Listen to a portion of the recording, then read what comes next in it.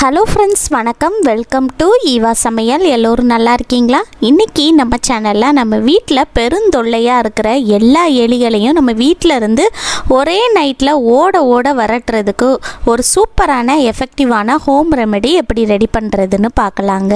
நம்ம வீட்டுக்குள்ளே எலி வந்துருச்சு அப்படின்னா நம்ம வீட்டில் கிச்சனில் வச்சுருக்கிற திங்ஸு, ட்ரெஸ்ஸு, முக்கியமான பேப்பரு, அது மட்டும் இல்லாமல் நம்ம வீட்டில் உள்ள ஃப்ரிட்ஜு, வாஷிங் மிஷினு, டிவி, இதில் இருக்கிற ஒயரையுமே எலி வந்து கடித்து நாசம் பண்ணிடுங்க.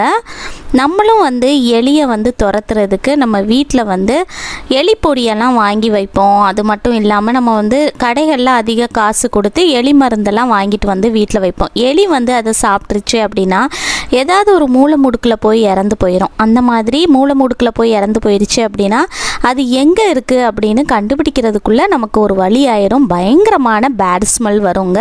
ஸோ அந்த மாதிரி அடிக்காமல் கொல்லாமல் வீட்டில் இருக்கிற பொருளை வச்சு எலியை வந்து ஒரே நைட்டில் ஓட எப்படி வரட்டுறது தான் பார்க்க போகிறோங்க. வீடியோவை ஸ்கிப் பண்ணாமல் பாருங்கள். நம்ம சேனலை இப்போ தான் ஃபஸ்ட் டைம் பார்க்குறீங்கன்னா சப்ஸ்கிரைப் பண்ணலன்னா சப்ஸ்கிரைப் பண்ணிக்கோங்க ஃப்ரெண்ட்ஸ். பக்கத்தில் இருக்க நோட்டிஃபிகேஷன் பெல் ஐக்கானை கிளிக் பண்ணிக்கோங்க. இந்த ரெமெடிக்கு நமக்கு ஃபஸ்ட்டு வந்து இது போல் நல்ல பழுத்த தக்காளி பழம் தான் தேவைப்படுங்க. இந்த தக்காளி பழத்தை வச்சு தான் நம்ம வீட்டில் இருக்கக்கூடிய எலி, பெருச்சாளி இதெல்லாம் வந்து எப்படி வந்து ஓட வரட்டுறது தான் பார்க்க போகிறோம். இந்த தக்காளி பழம் பார்த்திங்கன்னா காயாக இருக்கக்கூடாதுங்க. நல்ல பழுத்த தக்காளி பழமாக எடுத்துக்கோங்க. அதில் தான் புளிப்பு சுவை வந்து கொஞ்சம் அதிகமாகவே இருக்கும். இப்போது அடுத்ததாக ஓரத்தில் வந்து ஒரு பவுல் எடுத்து வச்சுக்கோங்க. இப்போது நான் வந்து என்ன எடுத்திருக்கேன்னு பார்த்தீங்கன்னா அகர்பத்தி இருக்கு இல்லையா, அதுதான் எடுத்திருக்கேன். நான் வந்து எல்லோ கலரில் இருக்கிற அகர்பத்தி எடுத்திருக்கேங்க. நீங்கள் உங்கள் வீட்டில் கருப்பு கலரில் இருக்கிற அகர்பத்தி வச்சுருந்தீங்கன்னா அதுவும் கூட யூஸ் பண்ணிக்கலாம். இதுவுமே நல்ல எஃபெக்டிவாக இருக்குங்க. இந்த அகர்பத்தியை நம்ம வந்து இந்த மாதிரி நல்லா கையை வச்சு அப்படியே நசுக்கி பவுட்ரு பண்ணி எடுத்துக்கலாங்க. இது போல் கையை வச்சு நசுக்கி பவுட்ரு பண்ண கஷ்டமாக இருந்துச்சு அப்படின்னா ஒரு நியூஸ் பேப்பர் எடுத்துக்கோங்க. அதுக்குள்ளே வந்து இந்த அகர்பத்தியை வச்சுட்டு அதுக்கப்புறமா க்ளோஸ் பண்ணிவிட்டு ஒரு இடிக்கல் அல்லது ஒரு சுத்தியலை வச்சு நல்லா தட்டி நீங்கள் வந்து பவுட்ரு பண்ணி எடுத்து கூட சேர்த்துக்கலாங்க.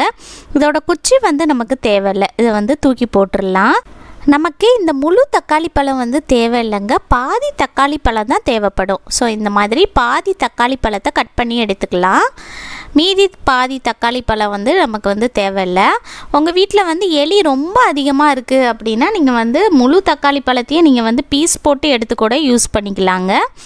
இப்போ அடுத்ததாக நம்ம வந்து பவுட்ரு பண்ணி எடுத்துருக்கிற அந்த அகர்பத்தி இருக்குது பாருங்கள், அதை வந்து எடுத்து இது போல் அந்த தக்காளி பழத்துக்கு மேலே வந்து ஃபஸ்ட்டு லேயராக நம்ம வந்து இந்த மாதிரி நல்லா பரப்பி விட்டுக்கலாம்.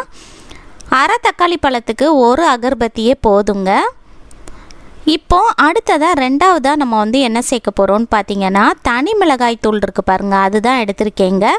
குழம்பு மிளகாய் தூள் வந்து யூஸ் பண்ணக்கூடாதுங்க. தனி மிளகாய் தூள் தான் நல்லா காரமாக இருக்கும். அதனால தனி மிளகாய் தூள் சேர்த்துக்கங்க. இதுதான் நல்லா எஃபெக்டிவாக இருக்கும். இதில் வந்து ஒரு ஸ்பூன் அளவுக்கு எடுத்து நம்ம இந்த அகர்பத்தியை பவுட்ரு பண்ணி எடுத்து சேர்த்துருக்கோம் இல்லையா, அதுக்கு மேலே சேர்த்துட்டு இது போல் நம்ம வந்து அந்த தக்காளிக்கு மேலே எல்லா பக்கமும் படுற மாதிரி இந்த மாதிரி நல்லா பரப்பி விட்டுருங்க. அந்த அகர்பத்தி மேலே தெரியாத அளவுக்கு நம்ம வந்து இந்த தனி மிளகாய் தூளை போட்டு நம்ம வந்து நல்லா பரப்பி விட்டுடலாம். ஒரு ஸ்பூன் சேர்த்துக்கங்க. இதுதான் நல்ல எஃபெக்டிவாக இருக்கும். முடிஞ்ச வரைக்கும் நீங்கள் வந்து தனி மிளகாய் தூள் சேர்த்துக்கங்க, அதுதான் நல்ல எஃபெக்டிவாக இருக்கும். இப்போது அடுத்ததாக மூணாவதாக நம்ம வந்து என்ன சேர்க்க போகிறோம்னு பார்த்தீங்கன்னா நாட்டு சர்க்கரை இருக்கு இல்லையா, அதுதான் எடுத்திருக்கேங்க. இந்த நாட்டு சர்க்கரையில் நம்ம வந்து ஒரு ஸ்பூன் அளவுக்கு எடுத்து இந்த மிளகாய் தூளுக்கு மேலே வந்து சேர்த்துக்கலாங்க. சேர்த்துட்டு நம்ம வந்து நல்லா பரப்பி விட்டுடலாம். வெள்ளை சர்க்கரை சேர்க்கலாமா அப்படின்னு நீங்கள் கேட்கலாம். வெள்ளை சர்க்கரையை விட நாட்டு சர்க்கரையோட வாசனை தான் எலிக்கு வந்து நல்ல ஈர்க்குங்க. வெள்ளை சர்க்கரையோட வாசனை வந்து எலிகளுக்கு அந்த அளவுக்கு ஈர்க்காதுங்க. ஸோ முடிஞ்ச வரைக்கும் நாட்டு சர்க்கரை சேர்த்துக்கங்க. இதோட வாசனை ஈர்த்து கண்டிப்பாக எலி வந்து இதை வந்து சாப்பிட்ரும். பாருங்கள், இது போல் நல்லா பரப்பி விட்டுருங்க. அந்த மிளகாய் தூளுக்கு மேலே நம்ம வந்து இந்த மாதிரி நல்லா பரப்பி விட்டுறணும். இதை எடுத்துகிட்டு போய் உங்கள் வீட்டில் எலி வந்து எந்த இடத்துல ரொம்ப அதிகமாக தொந்தரவு பண்ணுமோ அந்த இடத்துல வைங்க. இந்த மாதிரி செய்கிறதுனால எலி வந்து மறுபடியும் உங்கள் வீட்டு பக்கம் எட்டி கூட பார்க்காதுங்க. நம்ம இதில் கடைசியாக நாட்டு சர்க்கரை சேர்த்துருக்கிறதுனால இதோட வாசனை வந்து எலிகளுக்கு நல்லா ஈர்த்து எலி வந்து இதை வந்து கடிச்சிட்டு போயிடுங்க. எலி வந்து செத்து போயிடுமா அப்படின்னு கேட்டிங்கன்னா எலி வந்து சாகாது, ஆனால் மறுபடியும் நம்ம வீட்டு பக்கம் வரவே செய்யாதுங்க. இந்த தக்காளியும் எலிகளுக்கு விருப்பமான உணவில் ஒன்றுங்க. இந்த தக்காளியோட புளிப்பு சுவை, அதுக்கு மேலே நம்ம சேர்த்துருக்க அகர்பத்தி பவுடர், அதுக்கு மேலே நம்ம சேர்த்துருக்கிற அந்த மிளகாய் தூளோட காரம், அதுக்கு மேலே சேர்த்துருக்கிற இந்த நாட்டு சர்க்கரையோட இனிப்பு சுவை, இது எல்லாமே கலந்துச்சுன்னா எலிக்கு வயிற்றுக்குள்ளே ஒரு விதமான ரியாக்ஷன் நடக்குங்க. அதுக்கு அசிடிட்டியை ஏற்படுத்தும், வயிறு செரிமான கோளாறு ஏற்படுத்துங்க, எலிக்கு மயக்கம் வரும், வயிறு வீக்கம் ஏற்படுத்தும். அது முன்னே இருந்தபடி ஆக்டிவாக இல்லாமல் அதுக்கு உடம்பே கோளாறு ஏற்படுத்துங்க. எலிகளுக்கு பொதுவாகவே ஐக்யூ லெவல் ஜாஸ்தியாக இருக்குங்க. மனுஷங்க மாதிரி தான் ஞாபக சக்தி ஜாஸ்தியாக இருக்கும். அதனால் பார்த்திங்கன்னா இந்த இடத்துக்கு போனால், இந்த வீட்டுக்கு போனால் நமக்கு உடம்பு சரியில்லாமல் போயிடும் அப்படிங்கிற சிந்தனை அதுக்கு வந்துடுங்க. அதனால் பார்த்திங்கன்னா எலி பயந்துட்டு மறுபடியும் நம்ம வீட்டு பக்கம் வரவே செய்யாதுங்க, எட்டி கூட பார்க்காதுங்க. இதே ரெமெடி நீங்கள் பெருச்சாளிக்கும் வைக்கலாங்க. கண்டிப்பாக பெருச்சாளி தொந்தரவும் இருக்காது. கண்டிப்பாக ட்ரை பண்ணி பாருங்கள்.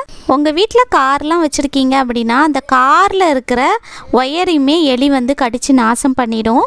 ஸோ உங்கள் வீட்டில் கார் வச்சுருக்கீங்க அப்படின்னா அந்த காரில் இருக்கிற டயருக்கு மேலே கூட நீங்கள் இந்த மாதிரி ஒன்று எடுத்து வைக்கலாங்க. அது வழியாக எலி வரும்போது கண்டிப்பாக இதை சாப்பிட்றோம். ஸோ கார் பக்கத்துலேயும் எலி தொந்தரவு இருக்காதுங்க. அடுத்ததாக நம்ம வீட்டில் கார்டனில் செடிலாம் வச்சுருக்கிறப்ப அந்த செடியும் கூட எலி கடித்து நாசம் பண்ணிடும்.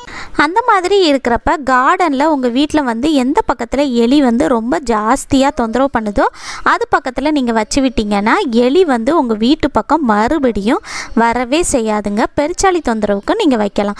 கண்டிப்பாக ட்ரை பண்ணி பாருங்கள், சூப்பராக ஒர்க் அவுட் ஆகும். ஓகே ஃப்ரெண்ட்ஸ், இந்த வீடியோ உங்களுக்கு ரொம்பவே யூஸ்ஃபுல்லாக இருந்திருக்கும்னு நினைக்கிறேன். இந்த வீடியோ முழுசாக பொறுமையாக பார்த்ததுக்கு ரொம்ப நன்றி ஃப்ரெண்ட்ஸ். இந்த வீடியோ உங்களுக்கு பிடிச்சிருந்துச்சுன்னா லைக் பண்ணிக்கோங்க, உங்கள் ஃப்ரெண்ட்ஸ் அண்ட் ஃபேமிலி மெம்பர்ஸ் கூட ஷேர் பண்ணிக்கோங்க.